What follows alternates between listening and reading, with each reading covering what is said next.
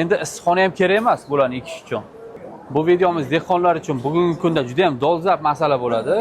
Bu yerda ko'rib turgan ko'katlaringiz salatlar uchun va har xil vitaminlarga boy bo'lgan mahsulotlar, kapsulalar ishlab chiqariladi, sok holatga ishlab chiqariladi.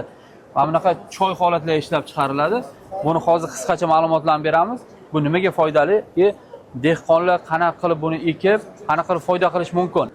Xonadonda podvali bo'ladimi yoki bo'sh turgan bironta xonaga ekilib, mana bunday lampalar orqali xuddi shu ko'rinishda ekiladi, to'g'rimi? To'g'ri. Bu yerda ko'p qavatli stilaj qilinadi.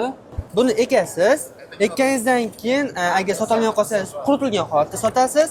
Agar buni ham sotolmayotgan bo'lsangiz, Yana qayta ishlab kapsula ko'rinishda sotishingiz mumkin. Yoki Agar buni suv. ham sotolmayotgan bo'lsangiz, mana bu kabi fitochoy qilib ishlab chiqarishingiz mumkin.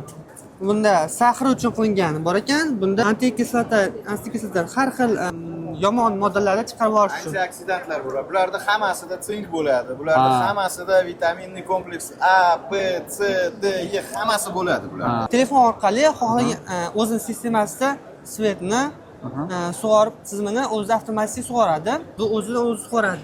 tushunarli. Va ortiqcha suv o'zi qaytib tushadi. Odamga quvvat berish 30% bo'lsa, uni so'k holatdagisi 70%. Bu mahsulotlar O'zbekistonga yaqinga kirib kelgan yangi mahsulot hisoblanadi. Organic Grain brend ostida Farg'ona shahrida yetishtirilyapti. Butun O'zbekistonga hamda O'rta Osiyoga eksport ham qilyapti. Buni eng yaxshi tarafi, foydasi kamida birga bir qoladigan foyda qilasiz. Buni agar qayta ishlab kapsula yoki sok holatga chiqarsangiz, birga 2 marta tashlab berishi mumkin foydasi.